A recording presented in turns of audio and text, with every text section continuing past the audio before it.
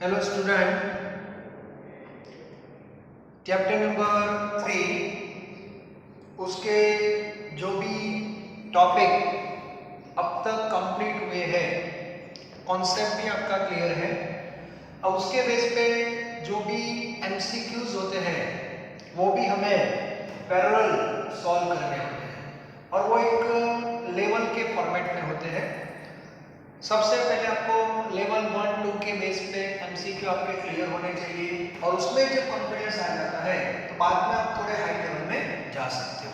ठीक है, तो अभी हमारी ये जो प्रोसेस है थ्योरी के साथ साथ जो फर्स्ट या सेकंड स्टेज के जो एमसीक्यू है वो आपको कैसे सॉल्व करने हैं वो पहले पता होना चाहिए।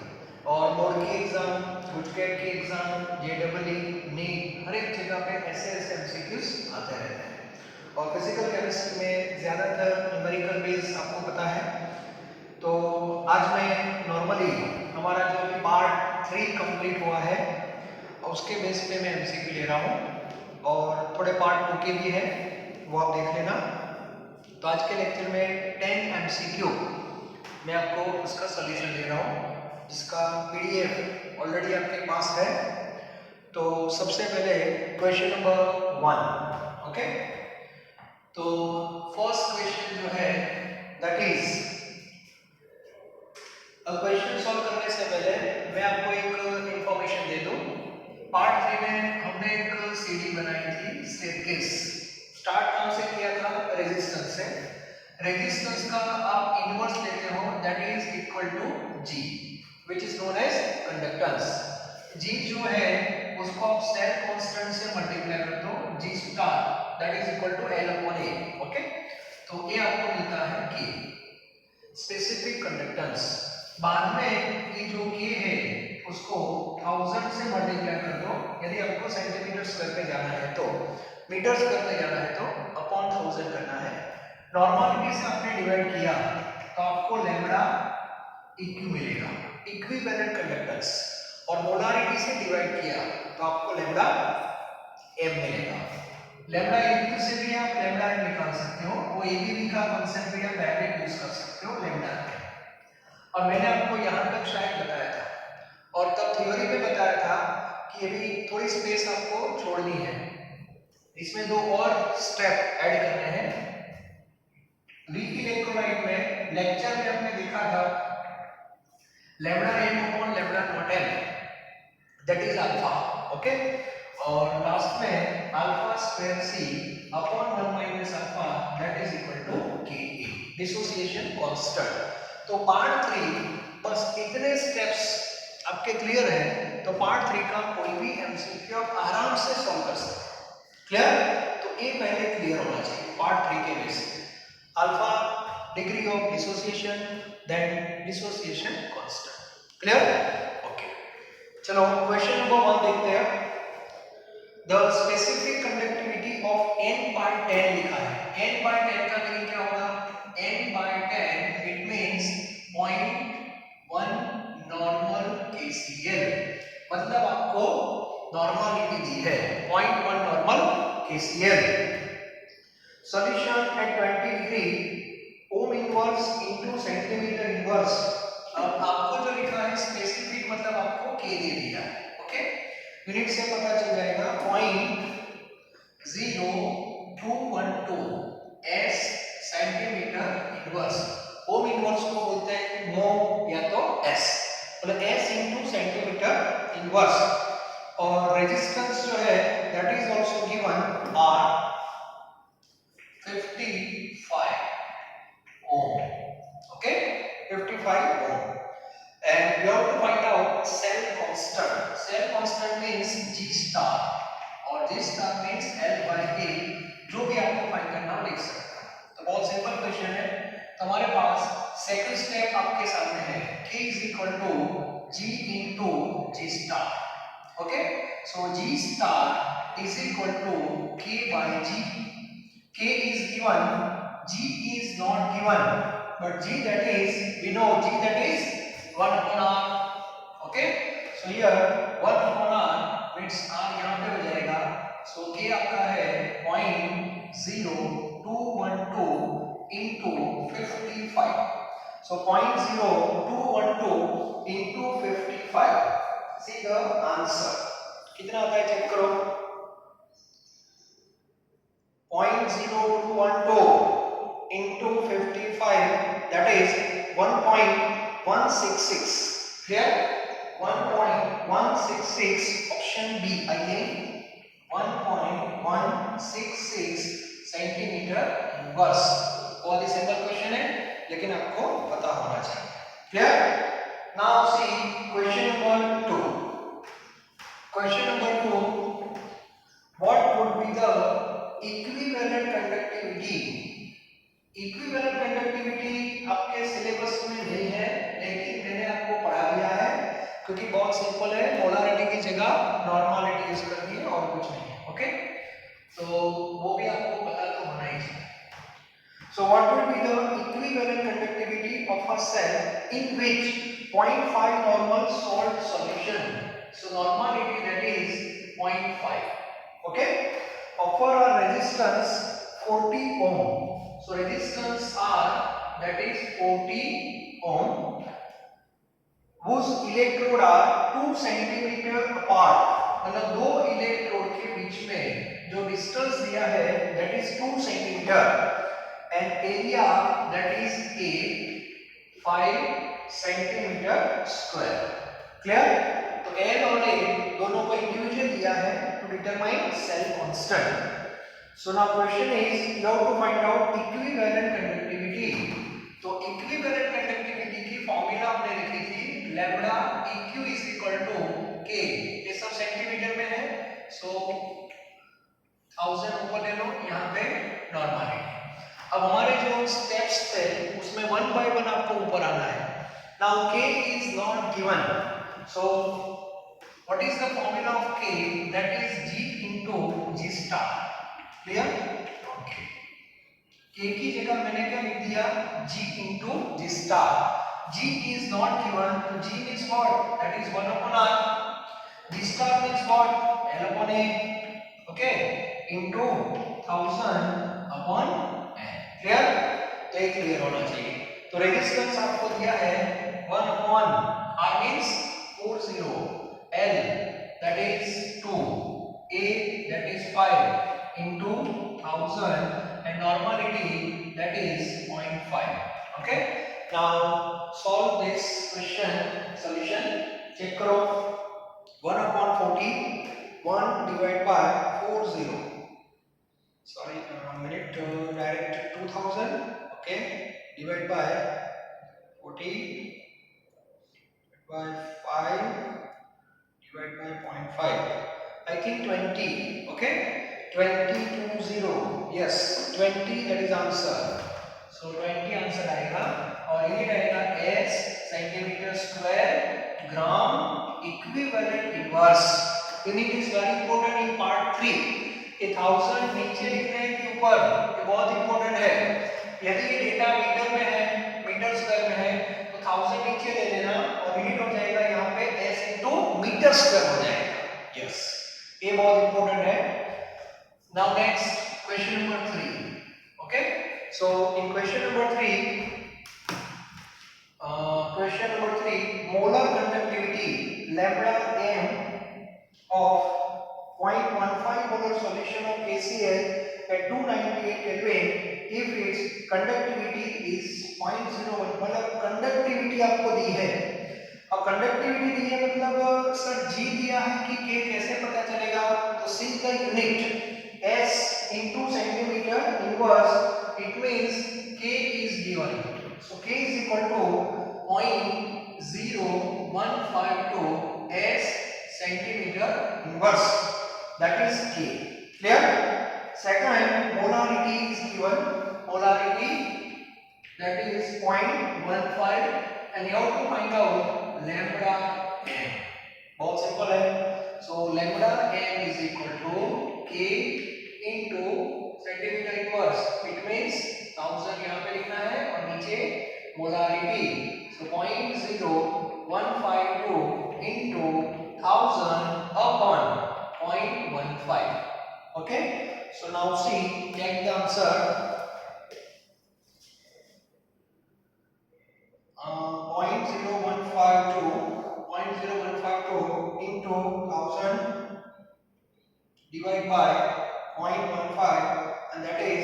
101, yes, 101.33, so round about 101.33 as centimeter square mole inverse. So this is the unit s की जगह ओम इनवर्स लिखा है, नो प्रॉब्लम। तो यूनिट इज वेरी इंपॉर्टेंट, आपका जो आंसर है वो किस यूनिट में आएगा ये भी आपको पता होना चाहिए। ओके, तो ये तीनों क्वेश्चन एक बार लिख दो, स्क्रीनशॉट निकाल दो, इंपॉर्टेंट है।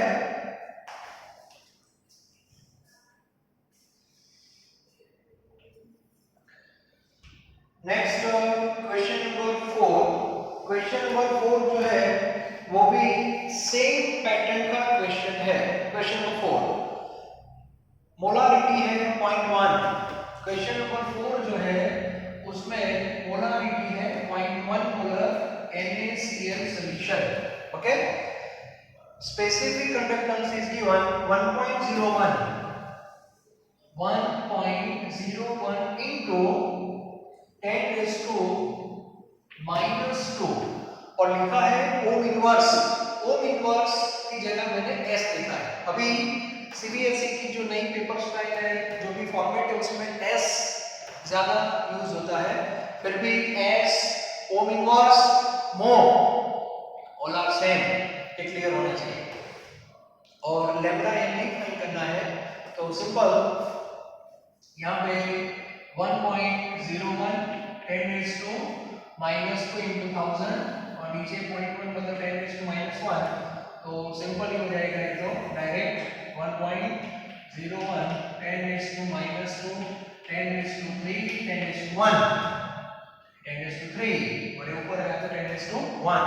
सो फाइनल आंसर 1.01 into 10⁻2 इतना आंसर आएगा। ओके, स्टैंडर्ड फॉर्म में option A. Now next question number 5। चलो क्वेश्चन नंबर 5 देख लें एक बार।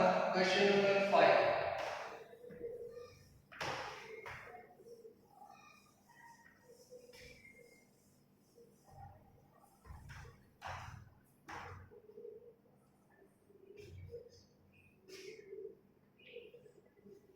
in question number 5, what will be the molar conductivity of Al3 plus ion at infinite dilution if molar conductivity of Al2SO4 thrice is given and SO4 minus 2 is also given? So Al2SO4 thrice lambda naught m. Clear? Now we know according to Kohlrausch law, molar conductivity of any electrolyte at infinite dilution that is equal to sum of the molar conductivity of ions at infinite dilution। तो इसकी जो भी conductivity होगी that is due to Al3 plus and SO4 minus 2, it means 2 lambda naught m Al3 plus 3 lambda naught m SO4 minus 2। Clear? Now see, ये तीन में से दो की वैल्यू आपके पास है। इलेक्ट्रोलाइट जो है उसकी कंडक्टिविटी आपको दी है 858 यस, यूनिट भी देखते रहना। Okay, no problem. और SO4 का भी दिया है और आपको A फाइंड करना है, एल्यूमिनियम फाइंड करना है, मींस X plus 3 और SO4 minus 2 है, that is 160। Okay, so 858 is equal to 2x plus 480, therefore 2x is equal to 858 minus 480, it means 8 7 858 480 8 7 और यहाँ पे 378, that is 2x, so x is equal to 2 1s are 2 8 9 289 189 sorry 189 yes 189, that is conductivity of Al plus 3। Simple question है लेकिन simple maths है, और कोलरोच लो exactly क्या है वो पता होना चाहिए and how to consider stoichiometric coefficient also. तो मैंने जनरल फॉर्म आपको बताया था v plus v minus, clear? तो 2 और 3 को भी कंसीडर करना है। Now question number 6 next. In question number 6, the equivalent conductivity of n by 10. N by 10 means 0.1 normality that is given, and equivalent conductivity is given. Equivalent means lambda eq. Okay, that is 14.3. Ohm inverse.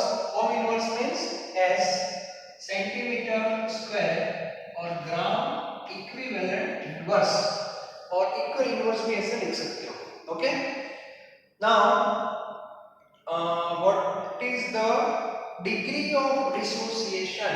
Degree of dissociation means alpha and in bracket lambda infinite. इसका meaning हुआ lambda naught is given. जैसे molar conductance होता है वैसे lambda naught भी होता है। Okay, and that is 390.71 s centimetre square equivalent inverse. चलो, अल्फा की फॉर्मूला क्या है सबको पता है। अल्फा है that is a ratio lambda upon lambda naught. Clear? Lambda naught is given. Yes, lambda naught is given, so you have to find out lambda at given concentration. It means 0.1 normal. तो आपको lambda find करना पड़ेगा, और lambda is equal to k into 1000 upon normality. Now what is the value of k? sorry direct दिया है, ये भी दे दिया है। Okay, no problem. So 14.3 upon, ये तो सिंपल है, 390.71, बस डायरेक्ट रेशियो लेना है।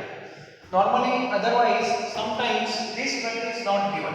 So you have to find out like this from k. K is not given, so k is equal to G into G star. G is not given, so 1 upon resistance is given. Okay? तो steps आगे कैसे जाते हैं वो पता होना चाहिए। Now 14.3 divided by 390.71, that is alpha 0.036। Alpha जो है that is 0.036। Yes, this is alpha, और आंसर परसेंटेज में दिए हैं। इट मींस इनटू 100 कर दो, तो इनटू 100 3.6% जैसा कुछ रहेगा। ठीक है? Yes, 3.66। So 3.66 that is percentage. Clear? So this is question number 6। Exam में degree of dissociation, percentage dissociation, कभी-कभी आंसर परसेंटेज में होते हैं, पूछा डिग्री है, एक्चुअली आइडियली गलत है, फिर भी आंसर के हिसाब से आपको सेट कर देना है। Now question number 7। Question number 7,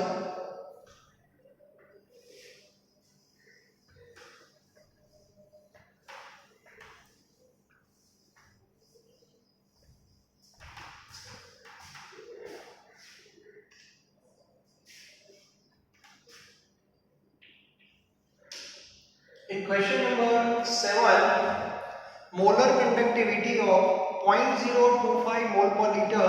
Mole per liter means molarity is given. Methanoic acid is 461. Methanoic acid means HCOOH. This is weak acid. Molarity is given. Molarity 0.025 and molar conductivity lambda m 46.1, so unit as centimeter square mole inverse. Unit is very important. Again I repeat, so you have to find out degree of dissociation. Degree of dissociation means alpha, and dissociation constant also, that is Ka, और bracket में given lambda naught H plus आपको दिया है 349.6 and lambda naught H C double minus that is 54.6 unit तो सही है। Okay, तो alpha find करना है तो आपके पास lambda m upon lambda naught है। लैम्बडा एम जो है, लैम्बडा एम का मीनिंग होता है molar conductivity at given concentration, given means this one, और वो आपको दे दिया है। तो आपके पास molar conductivity at infinite dimension का जो पॉइंट है हमारा, वो आपको नहीं दिया है, लेकिन उसके लिए जो आयंस है उनकी कंडक्टिविटी आपको दे दी है। So now according to Kohlrausch law सबको पता है lambda not h c double h clear is equal to lambda not h plus lambda not h c double minus clear positive negative. H plus की वैल्यू है coefficient तो 1 है 349.6 plus 54.6 सो दोनों का एडिशन कर दो 349.6 54.6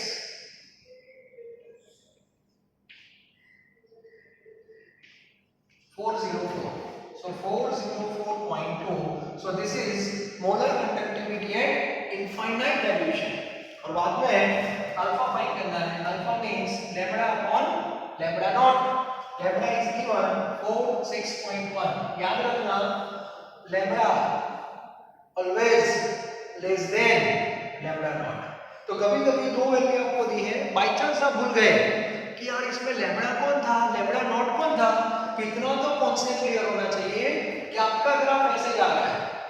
तो लैम्बडा नॉट है that is a point on y axis, तो ग्राफ आपका ऐसे जा रहा है तो लैम्बडा नॉट की वैल्यू होगी that is a maximum value, और नीचे जो सब वैल्यू है वो लैम्बडा एम की है clear.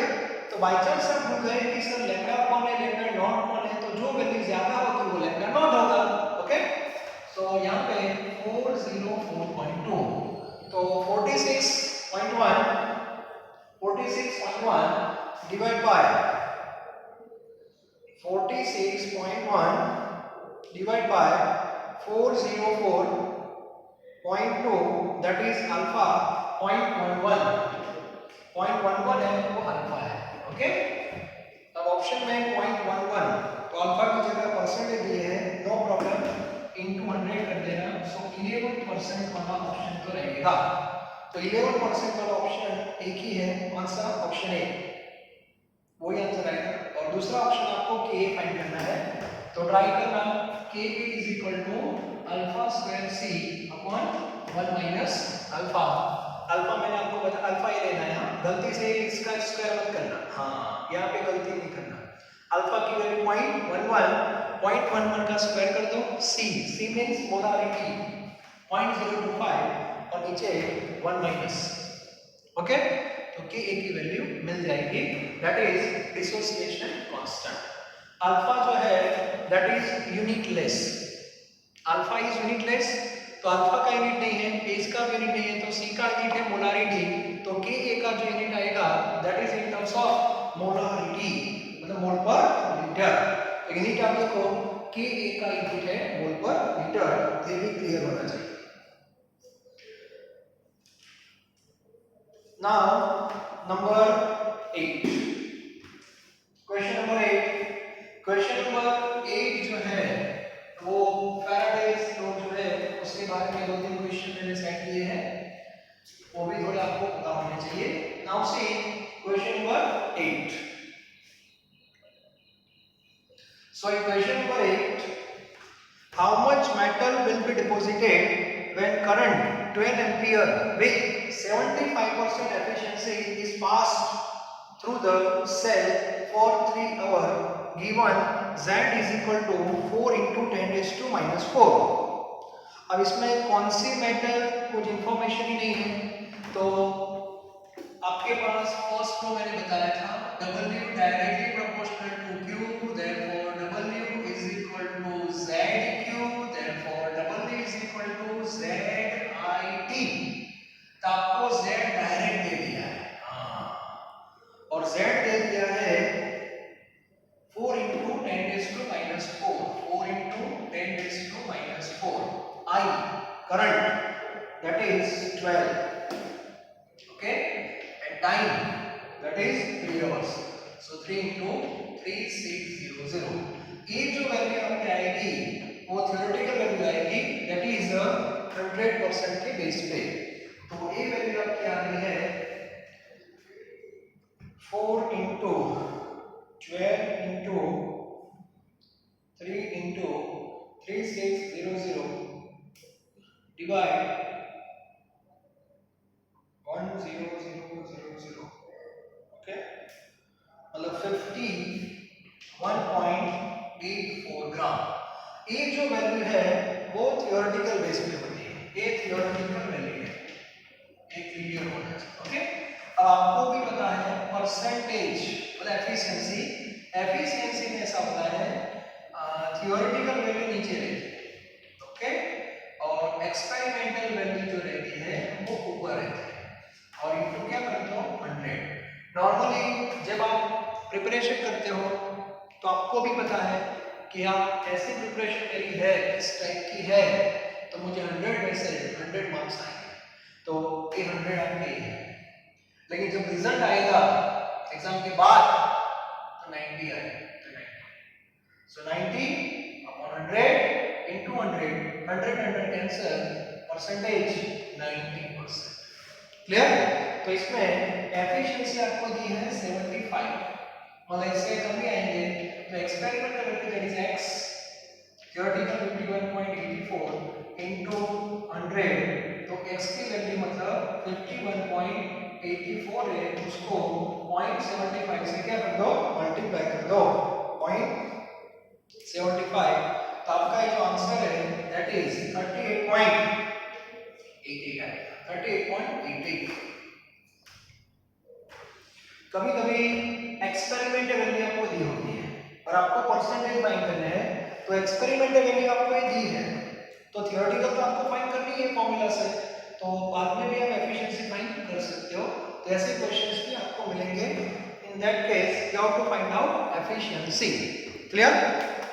Now question number 9, in question number 9 next, the amount of chlorine evolved by passing 2 ampere current in aqueous solution of NaCl for 30 minutes।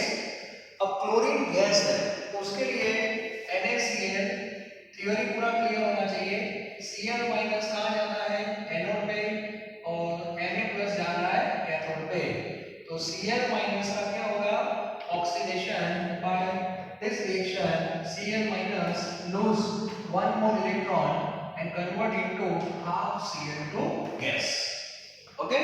Now apply Morgan law of Faraday, 1 more electron means 1 Faraday, and this is our product, 1/2 means 0.5 moles Cl2। clear?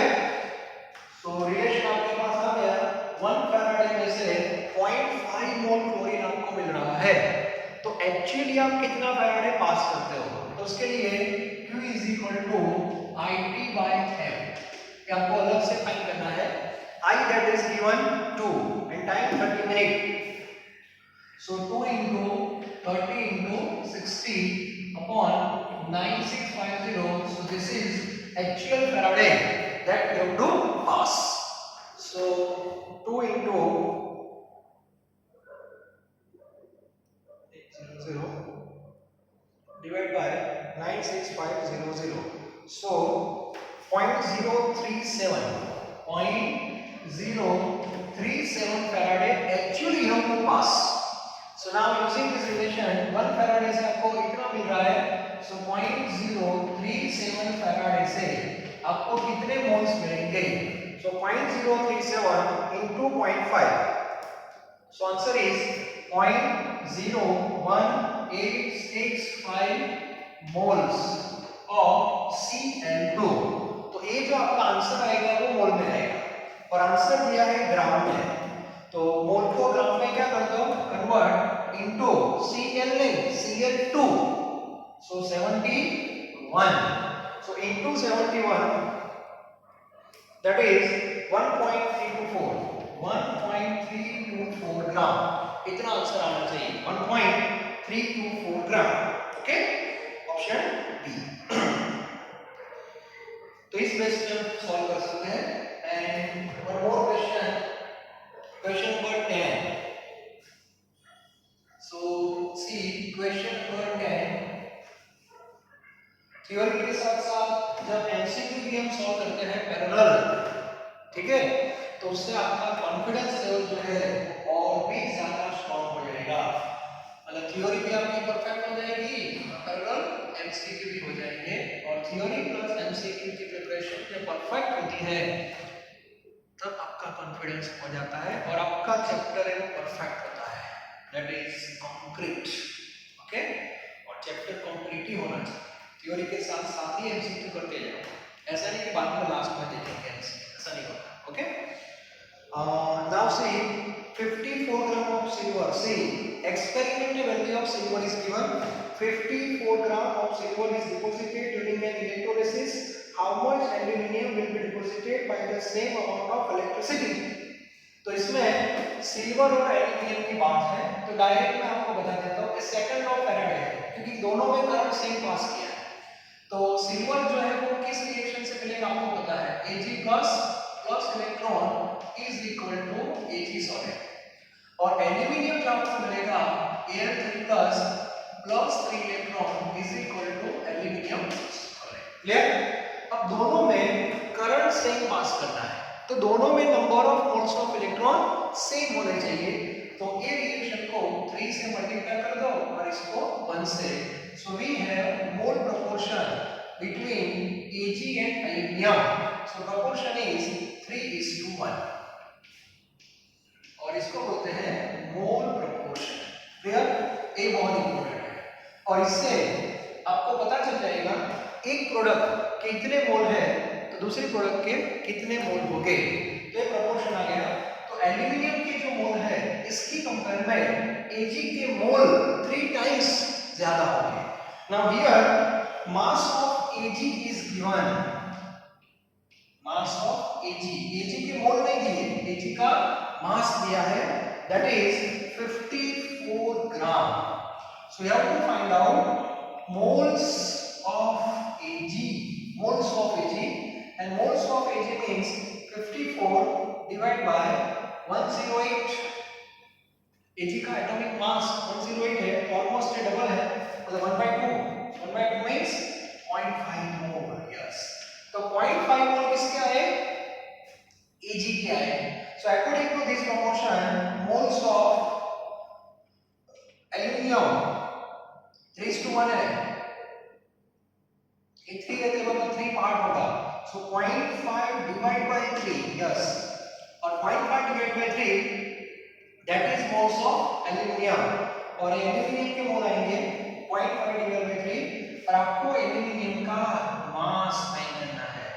अभी भी इसके आगे जा रहा हूं मैं, 0.5 divide by 3 into 27 aluminium, ठीक है, सो 3 9 9 5 45, 4.5 ग्राम आंसर आना चाहिए, क्लियर?